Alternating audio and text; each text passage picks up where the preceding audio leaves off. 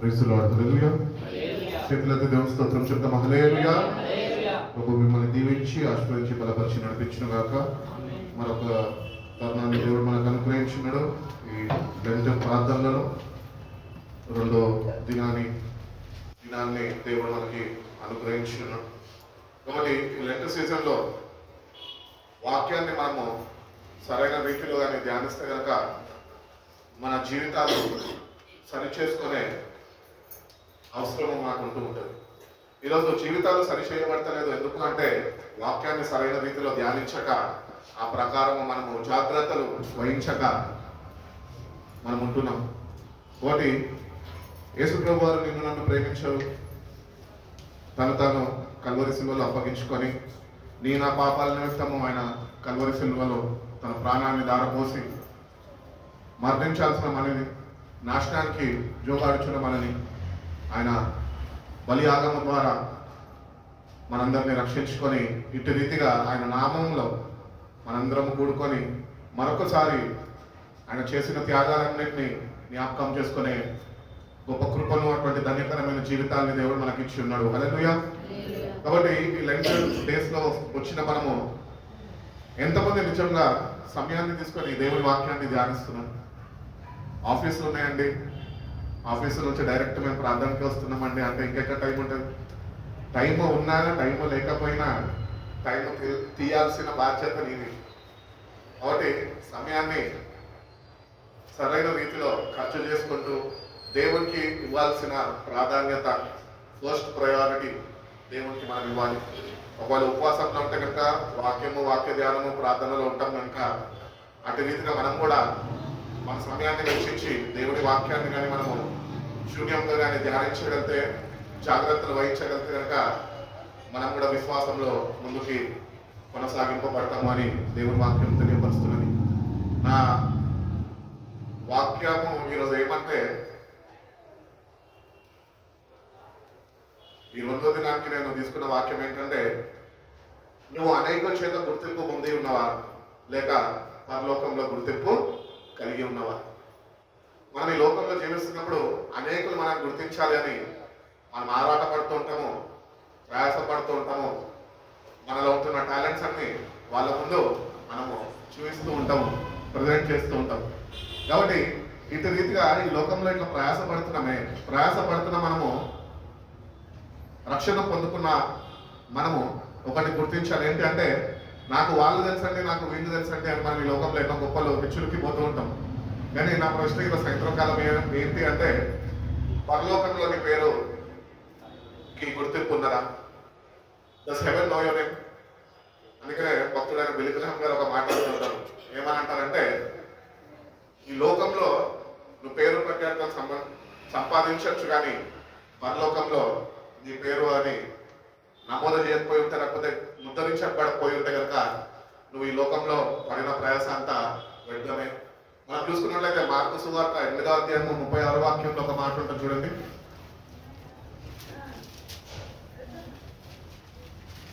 Mark సువార్త 8వ అధ్యాయము 36వ వాక్యం. ఒకరు సర్వలోకమును సంపాదించుకొని తన ప్రాణమును పోగొట్టుకునుట వానికి ఏమి ప్రయోజనము? కాబట్టి మనం గుర్తించాలా. ఇక్కడ ఏమంటున్నాడంటే, ఒకడు ఈ లోకం మొత్తాన్ని సంపాదించుకున్నా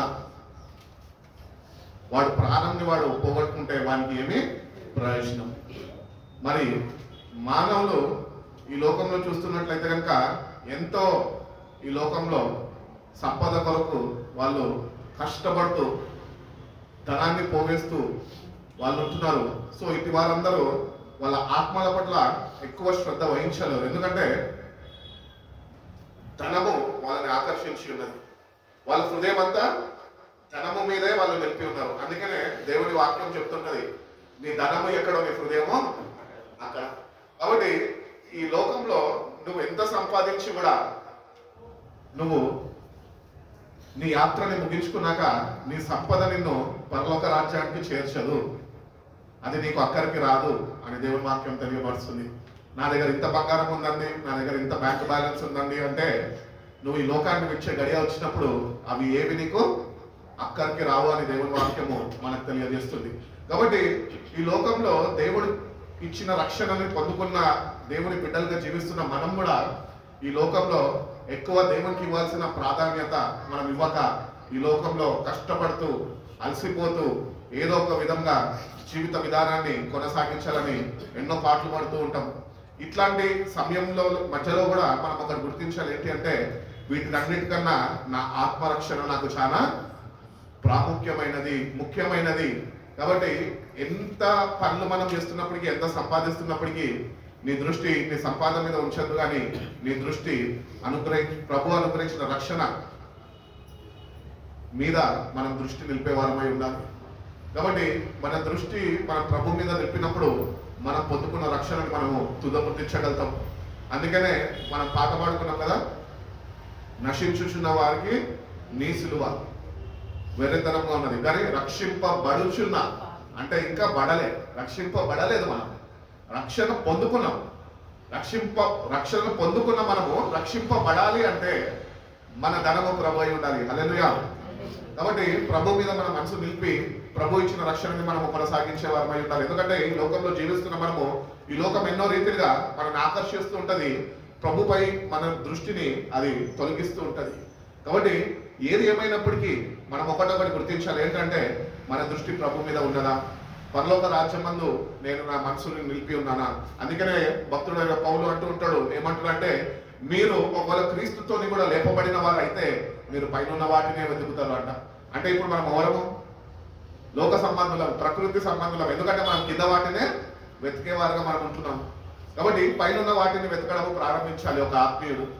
దేవుని ఆత్మను ఎప్పుడైతే మనం పొందుకుంటామో, దేవుని వాక్యాన్ని ఎప్పుడైతే మనం పఠిస్తామో, ఎప్పుడైతే ధ్యానిస్తామో, అప్పుడు దేవుడు తన పరిశుద్ధాత్మని మనకు అనుగ్రహించి ఆ పరిశుద్ధాత్మ ద్వారా పైన వాటిని ఎట్టి రీతిగా నువ్వు పొందుకోవాలో, ఎట్టి రీతిగా నువ్వు అవి కలిగి ఉండాలో ఆయన నీకు సహాయపడుతూ ఉంటాడు అన్నమాట.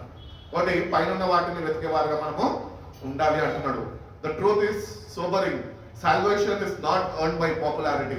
ఒక మంచి పేరు ప్రఖ్యాత ఉన్నప్పుడు రక్షణ నీకు ఇవ్వదని. నీకు రక్షణ ఇచ్చేది ప్రభు ఒకడే. ఆ ప్రభు మీద నీ మనసు ఉండాలి. ఈ లోకంలో నువ్వు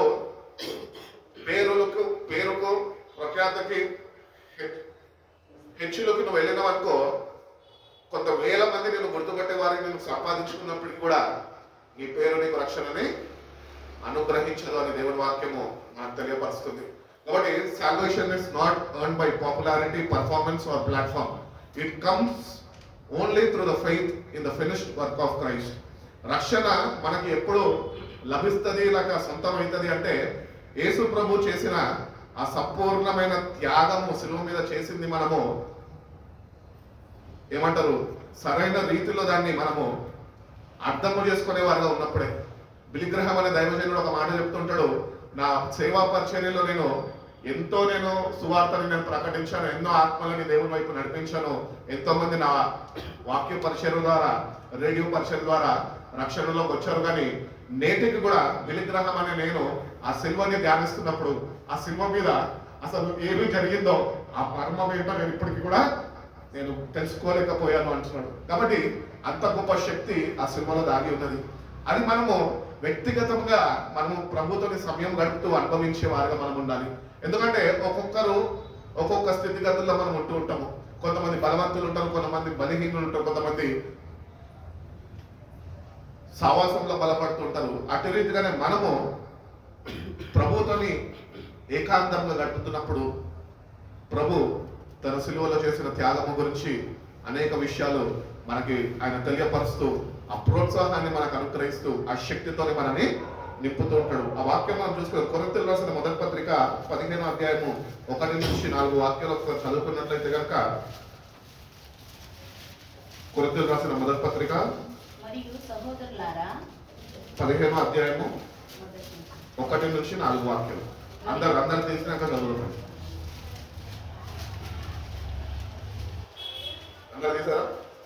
అందరు తీసారు కదా వాక్యాన్ని జరా చదువు, శూన్యంగా చదవదు.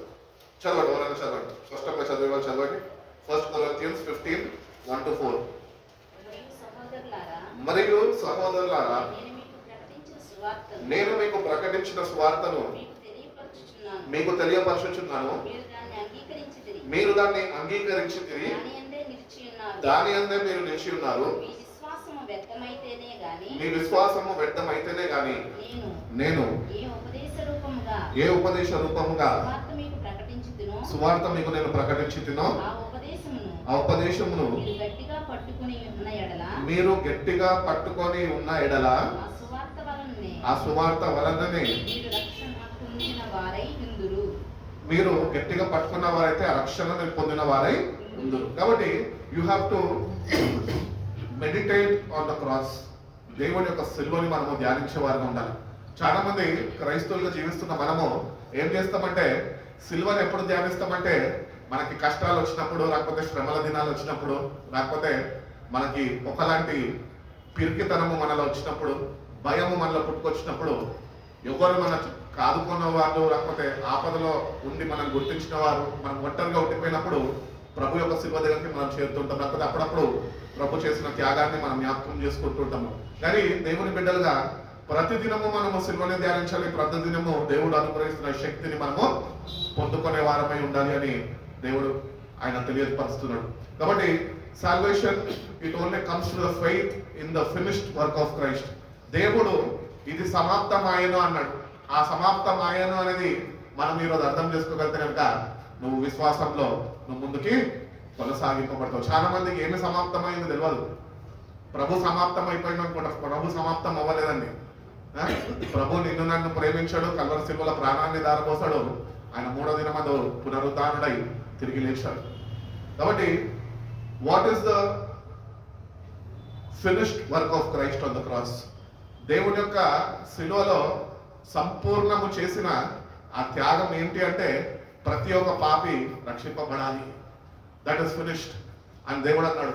ఎవరైతే ఆయన యందు విశ్వసించగలుగుతారో, ఏ వాక్యం అయితే మీకు ప్రకటింపబడ్డదో, ఏ వాక్యం అయితే మీరు గట్టిగా హత్తుకొని ఉన్నారో, ఏ వాక్యం అయితే మీరు కలిగి జీవిస్తున్నారో ఆ వాక్యాన్ని మనము హత్తుకోవాలంట. ఆ వాక్యాన్ని మనం కలిగి జీవిస్తూ ఆ ప్రభు యొక్క త్యాగాన్ని మనము సంపూర్ణంగా గ్రహించిన వారమై అట్టి రీతిగా మన రక్షణని మనము ముందుకి కొనసాగించే వారుగా ఉండాలి. నిన్నటి దినాన కూడా మనం వాక్యం జ్ఞాపకం చేసుకున్నాం. కొరింథీయులకు రాసిన మొదటి పత్రిక 1వ అధ్యాయం 18వ వాక్యంలో సిలువని గురించిన సువార్త నశించుచున్న వారికి వెరితనంగా ఉన్నది, కానీ రక్షింపబడుచున్న మీకు అదైతే దేవుని శక్తి అయి ఉన్నది. కాబట్టి దేవుని బిడ్డలుగా సిలువని గురించిన సువార్తని ప్రతిదినము మనము ధ్యానించేవారుగా మనం ఉండాలి. ఆ సిలువని గురించిన అనేక విషయాలు మనము ప్రభులో ఎదుగుతూ ఉన్న కొద్ది ఆయన మనకి నేర్పిస్తూ ఉంటాడు. కాబట్టి మనము ఆయనకి అంటకట్టబడి ఆయన అనుగ్రహిస్తున్న రక్షణని పొందుకునే కృపను దేవుడు మనకి ప్రతిదినము ఆయన అనుగ్రహిస్తాను అని ఆయన తెలియపరుస్తున్నాడు. ద రియల్ క్వశ్చన్ ఇస్, నువ్వు ఒకటి గుర్తించాలి. ఏంటి అంటే నువ్వు వెళ్తున్న సంఘంలో కానీ, నువ్వు ఉంటున్న సమాజంలో కానీ మనుషుల్లో నిన్ను చూస్తున్నారని నువ్వు శ్రద్ధ వహించద్దు. కానీ అసలైన ప్రశ్న ఏంటి అంటే పరలోక రాజ్యము నిన్ను గుర్తెరిగి ఉన్నదా? ఈ లోకంలో మనం మందిరానికి వెళ్తూ ఉంటాము, మందిరంలో ఎంతో మంది మనం చూస్తుంటారు, అందరు మనం చూస్తున్నారు అని మనము చాలా జాగ్రత్త వహిస్తూ ఉంటాము. అట్టి రీతిగానే మన ఆధ్యాత్మిక స్థితిలో మనం ఒకటి గుర్తించాలి. ఏంటి అంటే మందిరానికి నేను వెళ్తున్నప్పుడు, నేను ఎక్కడికి వెళ్తున్నప్పటికీ కూడా పరలోక రాజ్యము నన్ను గమనిస్తుంది. నువ్వు ప్రతి ఒక్క కదలిక, నీ ప్రతి ఒక్క మాట, నీ ప్రతి ఒక్క చూపు, నీ ప్రతి ఒక్క మార్గము పరలోకం చూస్తుంది. నువ్వు ఎట్లా జీవిస్తున్నావు? నిజంగా రక్షణ పొందుకున్న దేవుని బిడ్డగా క్రీస్తు యొక్క సంపూర్ణమైన బలియాగము ద్వారా నువ్వు ఒక ప్రత్యేకమైన జీవితము ప్రభు కొరకు ఈ లోకంలో జీవించగలుగుతున్నావు అని మనం ఎట్టి రీతిగా అయితే అనేక మంది మనం చూస్తున్నారో, మనము జాగ్రత్త వహిస్తామో అట్టి రీతిగానే పరలోకము మనని ప్రతినిత్యము గమనిస్తుంది. కాబట్టి పరలోకము గమనిస్తుండగా మన జీవితాన్ని మనం సరిచూసుకొని మనం పరలోక పౌరులపై ఉన్నాము. మీ పౌరస్థితి పరలోకమందు ఉన్నది అని భక్తుడైన పౌలు తెలియజేస్తుంది. కాబట్టి మన పౌరస్థితి పరలోకంలో ఉన్నది కనుక పరలోకం మనల్ని ప్రతినిత్యము ఈ భూమి మీద ఉన్నంత కాలము అది మనం గమనిస్తూ ఉంటది.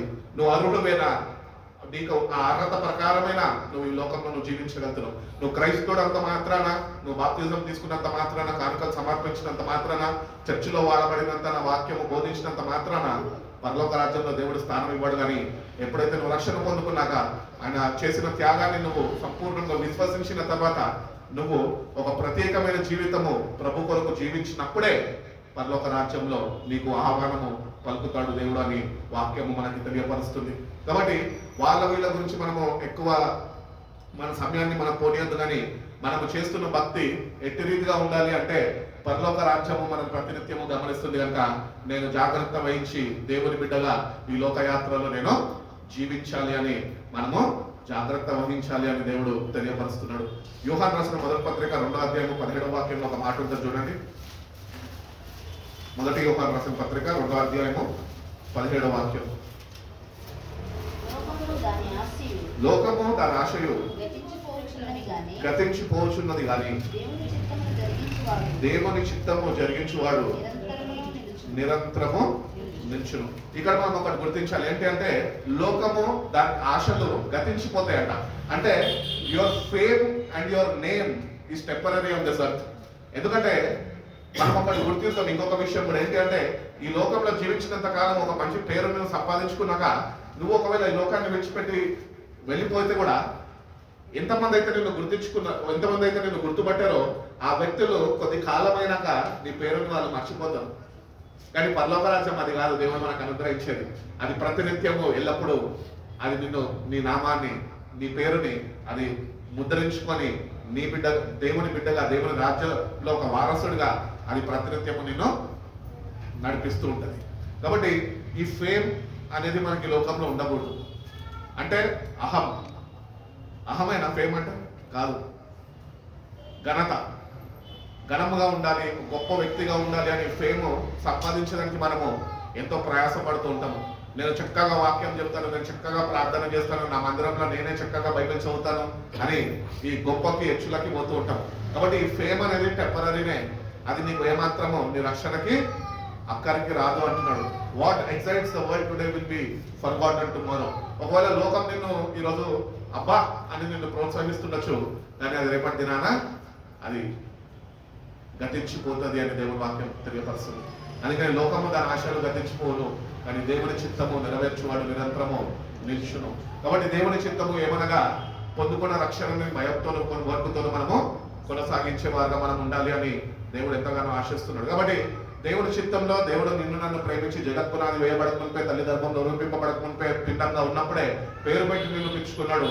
నువ్వు నా సొత్తు అని దేవుడు తన వాక్యము ద్వారా మనందరికీ ఆయన తెలియపరుచున్నాడు. కాబట్టి దేవుని బిడ్డలుగా ఈ వాక్యాలను చదువుతున్నప్పుడు ధ్యానిస్తున్నప్పుడు మన జీవితాన్ని మనం ఒకసారి పరిశీలన చేసుకోవాలి. నేను నిజంగా దేవుని బిడ్డగానే ఈ లోకంలో నేను జీవించగలుగుతున్నానా అని మనము చాలా జాగ్రత్తగా మనం పొందుకున్న రక్షణని ముందుకు కొనసాగించే వారుగా ఉండాలి అని దేవుడు ఎంతగానో ఆశిస్తున్నాడు. కాబట్టి దిస్ ఫేమ్ ఇస్ టెంపరరీ. లోకంలో ఒక గొప్ప వ్యక్తిగా నువ్వు ఉండాలి, ఒక గుర్తింపు పొందుకున్న వ్యక్తిగా ఉండాలి అని నువ్వు ప్రయాసపడద్దు. కానీ నువ్వు దేనికి ప్రయాసపడాలంటే పరలోక రాజ్యంలోని పేరు తుడుపబడకుండా అది భద్రపరచబడాలి అని అట్టి రీతిగా నువ్వు ఈ లోకంలో జాగ్రత్త వహించి నువ్వు ముందుకు నడుచుకునే వారుగా ఉండాలి అని దేవుడు తెలియజేస్తాడు. Earth remembers briefly, eternity remembers forever. కాబట్టి ఈ లోకంలో కొద్ది కాలమే నువ్వు వాళ్ళ గుర్తింపుల్లో ఉంటావు, కానీ నువ్వు పరలోక రాజ్యంలో దేవుని బిడ్డగా నువ్వు జీవిస్తే కనుక ఎల్లకాలము అది నిన్ను జ్ఞాపకము చేసుకొని నిన్ను ఆ ఒడ్డుకి చేర్చుకుంటది అని దేవుని వాక్యము తెలియపరుస్తున్నది. Man's praise has no power. గల్తీలు రాసిన పత్రిక 1వ అధ్యాయం 10వ వాక్యం ఒక మాట ఉంటుంది చూడండి. గల్తీలు రాసిన పత్రిక 1వ అధ్యాయము 10వ వాక్యం. ఇప్పుడు నేను మనుషుల దయను సంపాదించుకొని చూచుచున్నానా? దేవుని దయను సంపాదించుకొని చూచుచున్నానా? నేను మనుషులను సంతోషపెట్టగోరుచున్నానా? నేను ఇప్పటికీ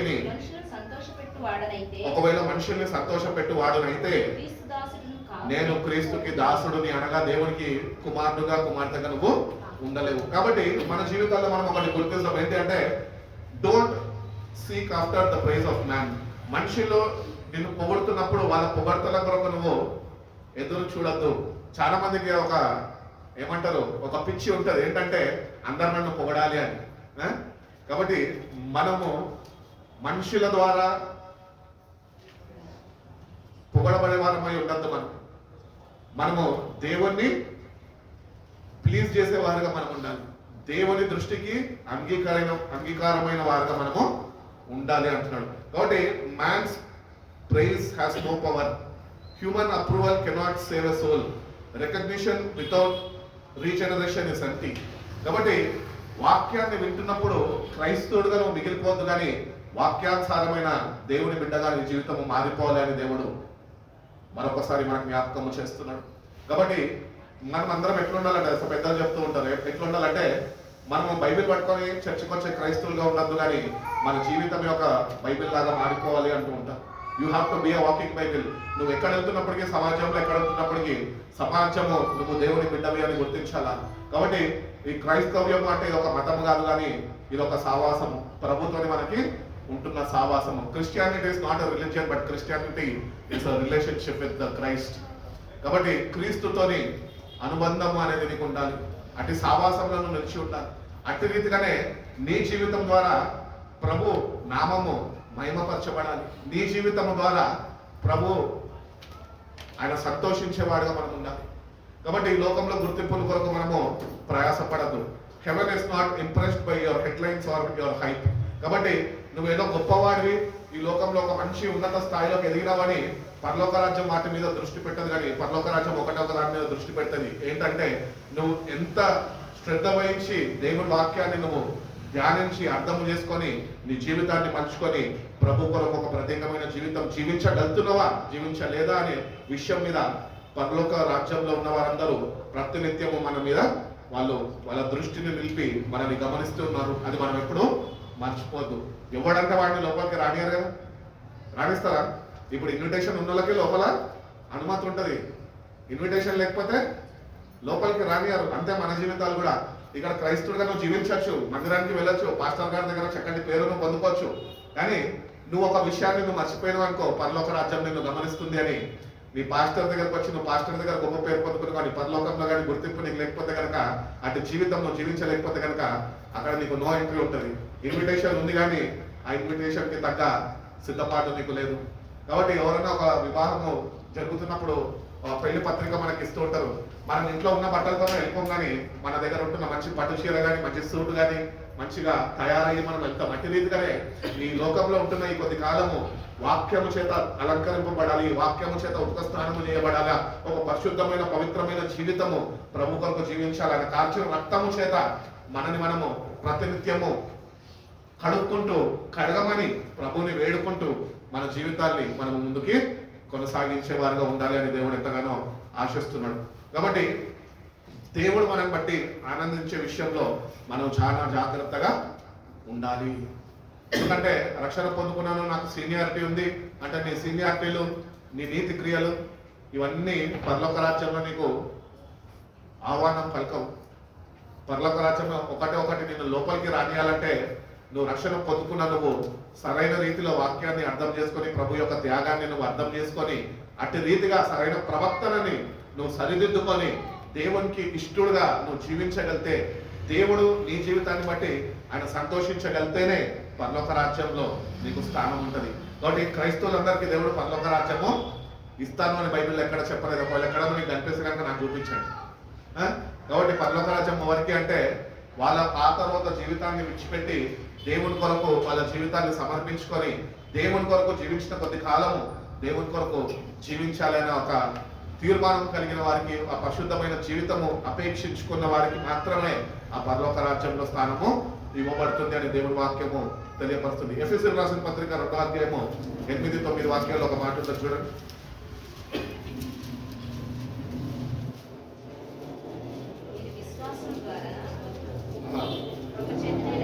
నేను విశ్వాసము ద్వారా కృపచేతనే మాత్రమే రక్షింపబడి ఉన్నాము, ఇది మీ వలన కలిగినది కాదు, దేవుని వలనే. Works cannot by salvation. నీ నీతి క్రియలు దేవుని రక్షణని అవి సంపాదించలేవు అని దేవుని వాక్యం చెప్తుంది. కాబట్టి కృపచేతనే మనము, విశ్వాసం ద్వారా కృపచేతనే మనము రక్షింపబడ్డాము అని దేవుని వాక్యము తెలియపరుస్తుంది. గుడ్ డీడ్స్ మే ఇంప్రెస్ పీపుల్. నీ మంచి క్రియలు మనుషుల యొక్క మెప్పుని నీకు అవి కలుగజేస్తాయేమో కానీ they cannot erase sin.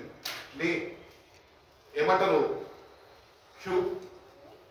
Good deeds May impress people. నువ్వు చేస్తున్న మంచి పనులను చూసి ప్రజలు నిన్ను మెచ్చుకుంటారేమో, కానీ ఆ మంచి క్రియలు నువ్వు కలిగి ఉన్న పాపాన్ని అవేమాత్రము తుడిచివేయలేవు. నీ మంచి క్రియలు నీ పాపాలని కడగలేవు. నీ పాపాలని కడిగేది మాత్రము క్రీస్తు యొక్క రక్తము. ఆయన దేవుడు పంపిన తన కుమారుడు యందు నువ్వు విశ్వసించగలితే, ఆ కృప నీకు నీ జీవితంలో దేవుడు అనుగ్రహిస్తే, ఆ కృప చేత మాత్రమే మనము రక్షింపబడతామని దేవుని వాక్యము మనకు తెలియపరుస్తుంది. కాబట్టి చాలాసార్లు మనము సంతోష పెట్టుకునేదానికి దాన ధర్మాలు చేసినప్పుడు, అన్నదానాలు చేసినప్పుడు, నేను కాబట్టి దేవుని ప్రేమ ఉంది కాబట్టి నేను చేసి ఉన్నాను అనుకుంటుంటాము. అవి నీ పాపాన్ని తుడిచివేయవు. అందుకనే ఆ పాట పాడుకుంటాం కదా, అది పాట,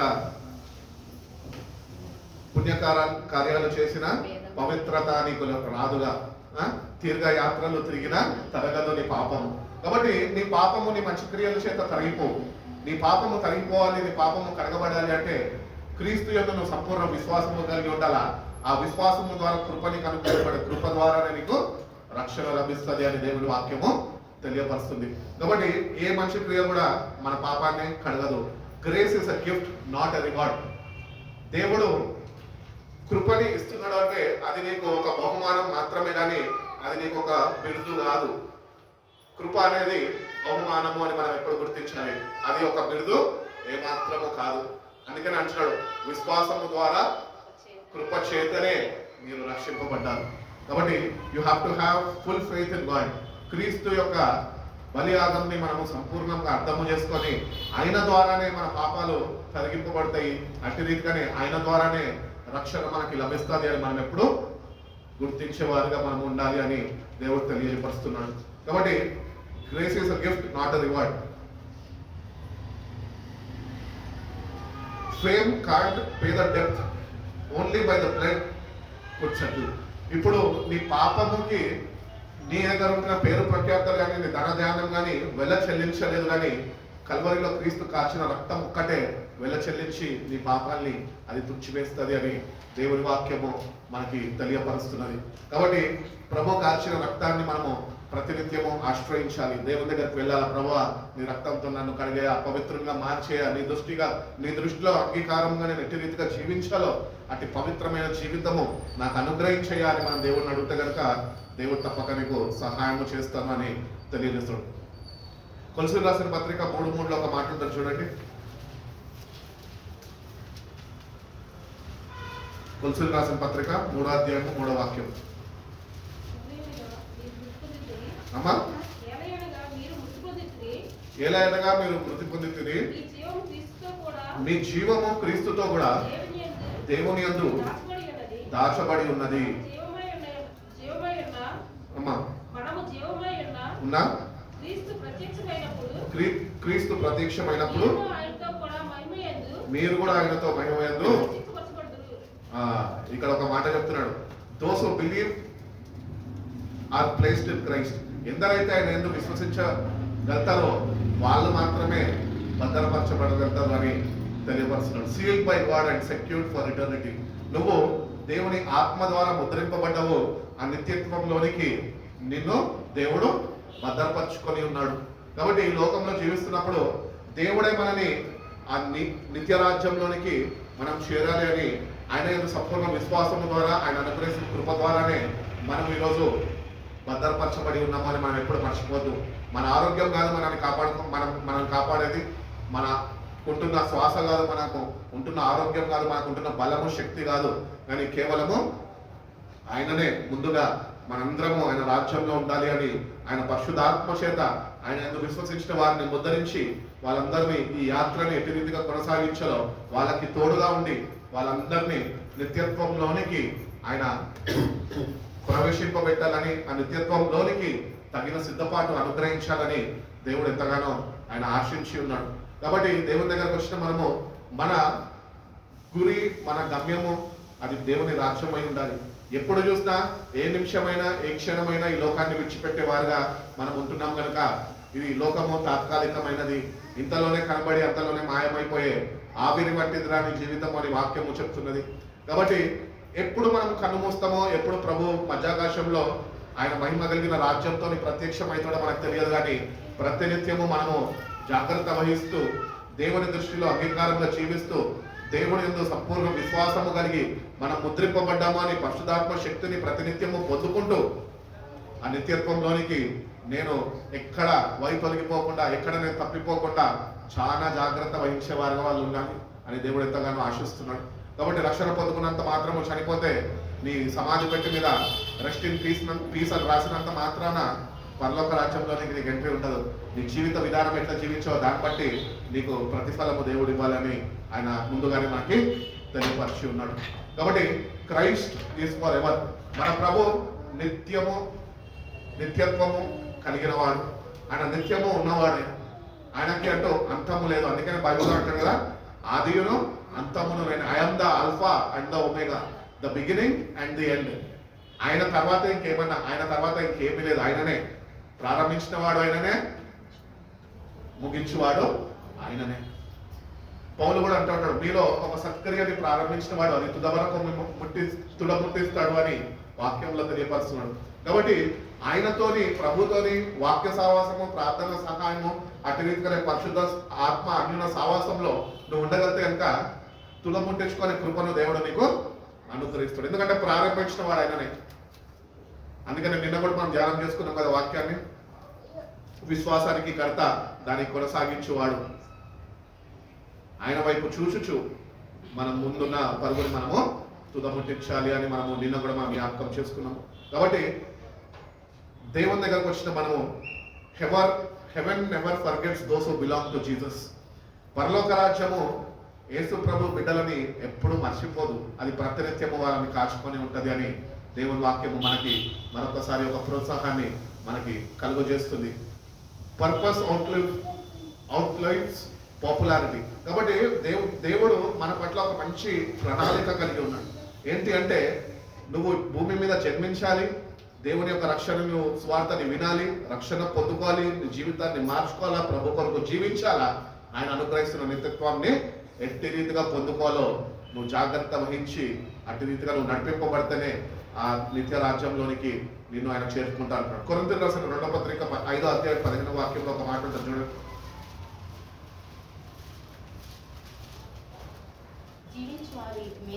జీవించువారు ఇక మీదట తమ కొరకు కాక తమ నిమిత్తము మృతి పొంది తిరిగి లేచిన వారి కొరకే జీవించుటకు ఆయన అందరి కొరకు మృతి పొందనని నిశ్చయించుకొనుచున్నాము.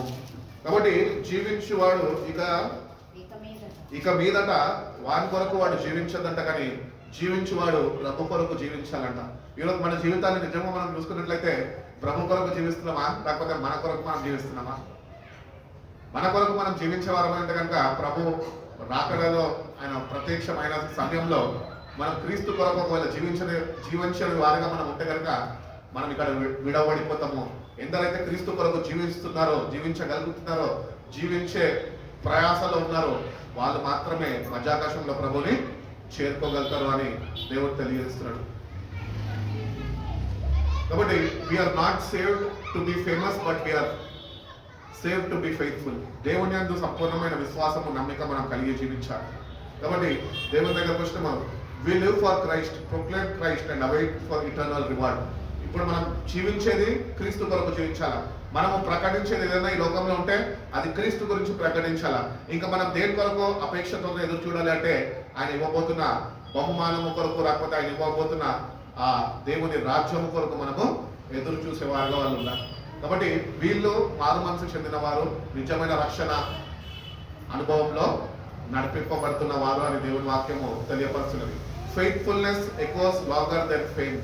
కాబట్టి నీ నమ్మకత్వము దేవుడు పరీక్షిస్తున్నాడు. నువ్వు ఎంత నమ్మకంగా దేవుని యందు విశ్వసించావు, రక్షణ పొందుకున్నావు, కానీ ఎంత నమ్మకత్వాన్ని నువ్వు కనపరుస్తూ రక్షణని నువ్వు కొనసాగించగలుగుతున్నావు. దేవుణ్ణి అట్టి రీతిగా దేవుని దృష్టిలో నువ్వు నమ్మకమైన బిడ్డగా నువ్వు నడుచుకుంటున్నావా? అందుకనే నమ్మకమైన మంచి దాసుడా, నీ కొరకు సిద్ధపరిచిన దేవుని రాజ్యం ఇదిగో అని చెప్తున్నాడు.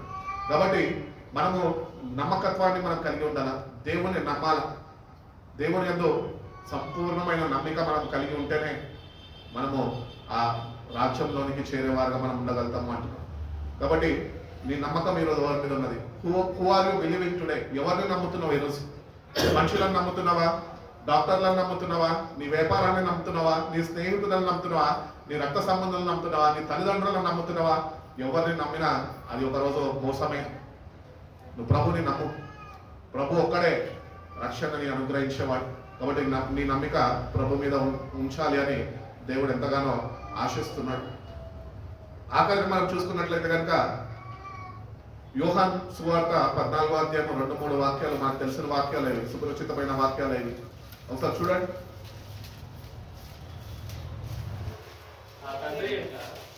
ముందు నుంచి చదవము. మీ హృదయాన్ని కలవరపడనియద్దు. ఆ దేవుని యందు విశ్వాసము ఉంచుచున్నారు, ఉంచలేదు, ఉంచుచున్నారు. నా యందును మీరు విశ్వాసం ఉంచుడి. నా తండ్రి యొక్క అనేక నివాసములు కలవు. లేని ఎడల నేను మీతో చెప్పుదును. మీకు నేను స్థలము సిద్ధపరచ వెళ్ళుచున్నాను. నేను వెళ్ళి మీకు స్థలము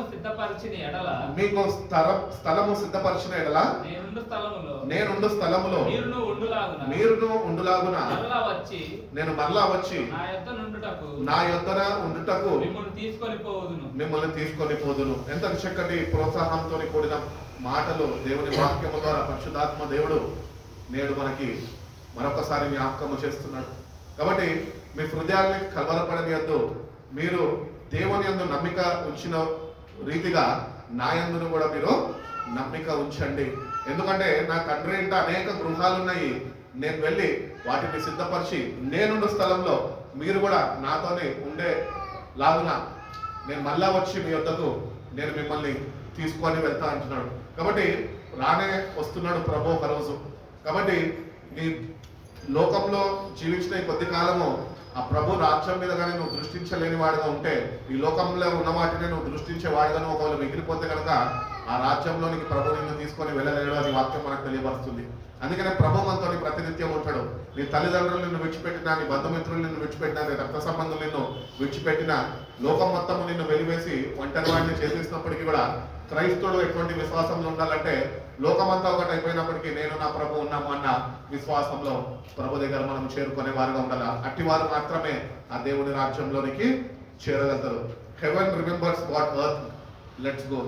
ఈ లోకం ఏదైతే మర్చిపోతుందో పరలోక రాజ్యము అది గుర్తిస్తుంది. ఎందుకంటే ఈ లోకం నువ్వు రక్షణ పొందుకున్నావా లేదా అని అది ఒక మర్చిపోతుంది. కానీ పరలోక రాజ్యము ప్రతినిత్యము రక్షణ పొందిన నిన్ను అది జ్ఞాపకము చేసుకున్నావు. ఎందుకంటే రక్షణ పొందిన నువ్వు ఆ నిత్య రాజ్యంలో ప్రతినిత్యము ప్రభుత్వం ఉండాలి అని అందరూ పరలోక రాజ్యంలో ఎదురు చూస్తున్నారు. భక్తులందరూ మనకన్నా ముందు వెళ్ళిన పితరులందరూ వాళ్ళు దేవుని రాజ్యంలో అంటే దేవుడు కోరుకున్న రీతిగా వాళ్ళందరూ they are waiting for us. మనం అందరం ఈ యాత్రని విజయవంతంగా ముగించుకొని మనం కూడా ఆ రాజ్యంలోనికి చేరుతామేమో అని మన కొరకు ఎంతో మంది ఎదురు చూస్తున్నారు. నేను రాత్రి మనం ధ్యానించుకున్న వాక్య ప్రకారము హెబ్రీయులకు రాసిన పత్రిక 11వ అధ్యాయంలో ఇంత గొప్ప సాక్ష్య సమూహము మనని ఆవరించి ఉండగా సులువుగా పెట్టే పాపం నుంచి మీరు విడుదల పొందుకొని విశ్వాసాన్ని కొనసాగించే క్రీస్తు వైపు మీరు చూచుచు మీ ముందున్న పరుగులు మీరు పొందపించాలి. కాబట్టి ఇదొక యాత్ర. ఈ యాత్రలో మనం ఉంటున్నాము. ఇక్కడ ఎంత సంపాదించామా, ఏమి కూడబెట్టుకున్నామా, ఎంత ఆస్తిపాస్తులు సంపాదించుకున్నామా అని దేవుడు రేపు అడగడు. కానీ దేవుడు ఒకటే అడుగుతాడు, నువ్వు పొందుకున్న రక్షణని భయంతో అనుకుంటాను నువ్వు కొనసాగించావు. కాబట్టి ఈ మాయాలోకంలో జీవిస్తున్నాము, దేవుని బిడ్డలుగా జీవిస్తాము. మన దృష్టిని పరలోక రాజ్యంలో ఉంచుతాము, పరలోక రాజ్యం మీద ఉంచుదాము. ఎందుకంటే ప్రభు ఏ నిమిషమైన ఏ గడియన్నా ఆయన రాబోతున్నాడు. మరొక మాట తెస్సలోనికీయులకు రాసిన పత్రికలో అపోస్తలుడైన పౌలు తెలియపరుస్తూ ఉంటాడు. కొంతమందికి అయితే ఆయన దొంగ వలె వస్తున్నాడట, ఇంకా మరికొందరికైతే ఆయన పెళ్లి కుమారుడు వలె వస్తున్నాడు. కాబట్టి పెళ్లి కుమారుడు వలె ఎవరికి వస్తారు అంటే ఎవరైతే నిజంగా క్రీస్తుతోని లేపబడిన వారు పైన వాటిని వెతికే వారుగా ఉంటున్నారో వాళ్ళ కొరకు పెళ్లి కుమారుడుగా వస్తున్నాడు. అట్టి రీతిగా వాళ్ళు తగిన సిద్ధపాటు కలిగి ఆయన రాక కొరకు ప్రతినిత్యం అపేక్షతతోని ఎదురు చూసేవారుగా ఉంటారు. అందుకనే యేసుప్రభు వారు ఉపమానాలు చెప్తూ ఉన్నప్పుడు ఆయన బుద్ధి కలిగిన కనికలు, బుద్ధి లేని కనికలు గురించి చెప్తాడు. మరి ఇద్దరిని చూసుకున్నట్టయితే రెండు గుంపుల వాళ్ళు క్రైస్తువులే. కానీ కొంతమంది ఆత్మాభిషేకం పొందుకున్న వారు, కొంతమంది మామూలు భక్తి చేసుకుంటూ ముందుకు కొనసాగింపబడినవారు. కాబట్టి మనం ఏది చేస్తున్నప్పటికీ ఒకటొకటి గుర్తిస్తాం. ఏంటంటే నువ్వు చేస్తున్న భక్తిలో దేవుని శక్తి ఉన్నదా? ఒకవేళ లేకపోతే కనుక ఈ లెంట్ సీజన్స్ లో సిల్వర్ కూర్చున్న సువార్త వలె మనకు ఉండదు, కానీ అది రక్షింపబడిన మనకు దేవుని శక్తి అయి ఉన్నది. ప్రతినిత్యము ఆ శక్తిని మనం పొందుకుంటూ మనము ఆయనలో నిలిచి ఉండగలిగితే కనుక ఆయన రానే వస్తాడు, ఆయన తప్పక నిన్ను ఆయన యొద్దకు చేర్చుకుంటాడు అని దేవుని వాక్యము మనకి తెలియపరుస్తుంది. కాబట్టి మనుషుల యొక్క మెప్పు కొరకు నువ్వు ఆరాటపడద్దు, ఈ లోకంలో ఎదురు చూడద్దు. Trust in the finished work of Christ. క్రీస్తు ఏదైతే సమాప్తం అయింది అన్నాడో దాని మీద దృష్టించి నీలో కూడా ఈ లోకపరమైనవన్నీ సమాప్తం అయిపోవాలి అని దేవుని వాక్యం మనకి ఒకసారి మరి జ్ఞాపకం చేస్తుంది. Believe in the gospel. దేవుని వాక్యమందు నువ్వు నమ్మిక ఉంచాలి.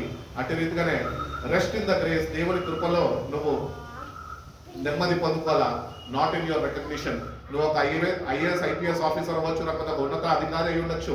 నీ రికగ్నిషన్ మీద నువ్వు ఫోకస్ చేయొద్దు, కానీ దేవుని కృప మీద నువ్వు ఫోకస్ చేసి అక్కడ నువ్వు ఆ నెమ్మదిని దేవుడు అనుగ్రహిస్తుండగా నువ్వు ఆ నెమ్మదిలో నిలిచి ఉంటే కనుక ఎందరైతే ఆ కృపలో నిలిచి ఉండగలుగుతారో ఆ కృపలోనే వాళ్ళు రక్షింపబడతారు. ఆ కృపనే వాళ్ళని రక్షణలోకి నడిపిస్తుంది అని దేవుడి వాక్యము తెలియవస్తుంది. Live for eternity not for popularity. కాబట్టి ఈ లోకంలో ఒక పేరు సంపాదించడానికి నువ్వు జీవించద్దు, ప్రయాసపడద్దు, కానీ పరలోక రాజ్యంలో నా పేరు ఉండాలి, పరలోక రాజ్యం వారితోని నేను కూడా ఒక దినము వాళ్ళని చేరుకొని యుగ యుగాలు ప్రభుత్వాన్ని జీవించాలన్న విషయంలో మనం శ్రద్ధ వహించి మనం ముందుకి కొనసాగింపబడాలి అని దేవుడు మరొకసారి మనకు జ్ఞాపకం చేస్తున్నాడు. కాబట్టి ఒకడు ఈ లోకంని సంపాదించుకొని వాడి ఆత్మని పోగొట్టుకుంటే వాడికి ఏమి ప్రయోజనం? కాబట్టి నీ ఆత్మకి ఈరోజు నిజమైన రక్షణ ఆనందం ఉన్నదా? ఒకవేళ ఈరోజు రాత్రికి నువ్వు కన్ను మూస్తే కనుక నీ ఆత్మ పరలోక రాజ్యానికి దేవుని సన్నిధిలో చేరగలుగుతుందా? ఒకసారి మనము పరిశీలన చేసుకుందాము. ఈ లోకంలో దేన్ని ప్రేమించద్దు, ఈ లోకంలో ఏది ఆశించద్దు. ఈ లోకంలో కేవలం మనకు ఉన్నదంట ప్రభు అనుగ్రహించిన రక్షణ మాత్రమే. ఆ ప్రభుని నువ్వు కలిగి జీవించగలిగితే ప్రభు అనుగ్రహించిన రక్షణని ప్రభు మనకి తప్పక ఒక దినము అనుగ్రహిస్తాడు, ఆ బహుమానం ఇస్తాడు. ఆ జీవ కిరీటము అనేది ప్రభు మనందరికీ ఇవ్వడానికి ఎదురు చూస్తున్నాడు.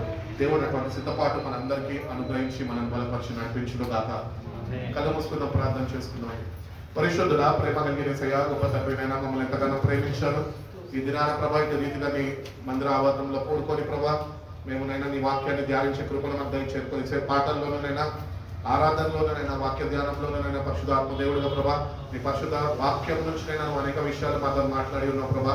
అవును ప్రభా, ఒకటి లోకం మొత్తం సంపాదించుకొని ప్రభా వాడు ఆత్మని పట్టుకోబట్టుకుంటే ఏమి లాభము అని నైనా నువ్వు మాట్లాడి ఉన్నావు ప్రభా. అవును ప్రభా, ఈ లోకంలోనైనా మేము ఎంతో ప్రయాసపడుతూ ప్రభా ఏదో సంపాదించుకోవాలని ఆరాటపడుతున్నామయ్యా. ఇవంతా తాత్కాలికమైనవని మేము గుర్తించి ప్రభా మీరు అనుగ్రహిస్తున్నది ప్రభా ఆ నిత్యత్వంలో మేము ఉంటాము అని నైనా మీరు మాకు తెలియపరచారు గనుకనైనా వాటి మీదనైనా మా దృష్టిని మా మనసును తెలిపి ప్రభా మీ బిడ్డలుగా ప్రభా ఈ లోకంలో మేము జీవించే కృపను మా ప్రతి ఒక్కరికి దయచేసి ప్రభా మీరు కార్చిన రక్తము చేతనైనా ప్రతిదినమునైనా మా పాపాలని మేము కడుక్కుంటూ ప్రభా ప్రతిదినమునైనా మా బలహీనతల్లో అన్నిటి నుంచినైనా మేము విడుదల పొందుకొని ప్రభా మీరు అనుగ్రహిస్తున్న శక్తి ద్వారా బలాన్ని పొందుకుంటూనైనా మీ రాజ్యం కొరకు నేను వేసి చూసే కృపను మా ప్రతి ఒక్కరికి మీరు దయచేయండి ప్రభా.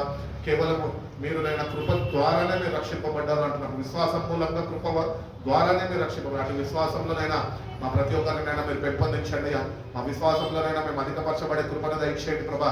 మా విశ్వాసాన్ని మేము ఎట్టి రీతిగానైనా అంతము వరకు కాపాడుకోవాలనైనా మీరు మాకునైనా మీ సహాయాన్ని మాకు అనుగ్రహించండి. భక్తుడైన పౌలు తెలియజేస్తున్న రీతిగా ప్రభా నేను మంచి పోరాడాను, నా పరుగును నేను కడముట్టించాను, నా విశ్వాసాన్ని నేను కాపాడుకుంటాను. అటు రీతిగా ప్రభా మా జీవితాల్లో కూడా ప్రభా వాక్యం అనే కనువిప్పు దయచేయండి ప్రభా.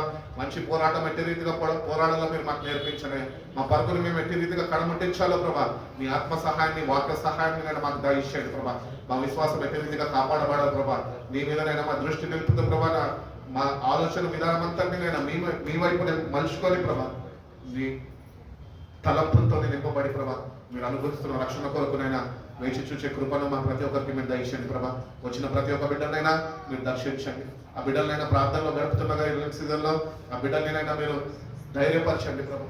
ఆ బిడ్డలనైనా మీరు దర్శించినైనా వాళ్ళ జీవితాలనైనా వాక్యమైన వెలుగు చేత వెలిగించండి ప్రభా.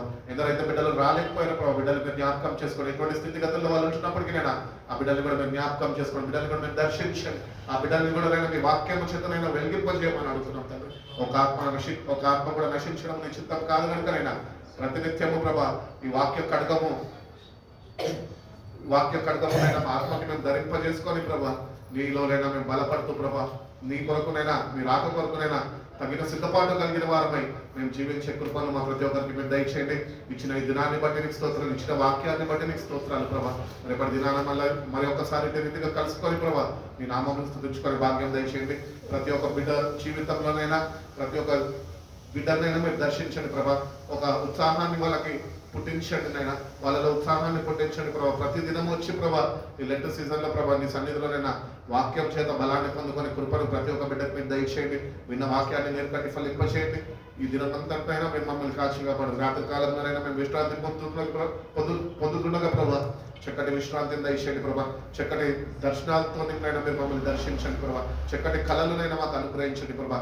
నీ రాక కొరకునైనా ఎట్టి రీతిగా మేము ఆలోచన కలిగి ఉండాలో మీకు నేర్పించినైనా మా జీవితాల ద్వారా మీరే ఘనత మహిమ ప్రభావాలు పొందుకుంటున్నామని ఇచ్చిన ఈ శ్రేష్టమైన సమయాన్ని బట్టి నీకు వందనాలు చేస్తూ బిడ్డలందరినీ మేము మీ చేతులకు అప్పగిస్తూ మీ చేతులైతే బిడ్డలు మీరు ఆశీర్వదించి బలపరిచి నడిపిస్తున్నామని యేసయ్య పరిశుద్ధ నామంలో ఈ ప్రార్థన అడిగి వేడుకొచ్చినాం పరమ తండ్రి.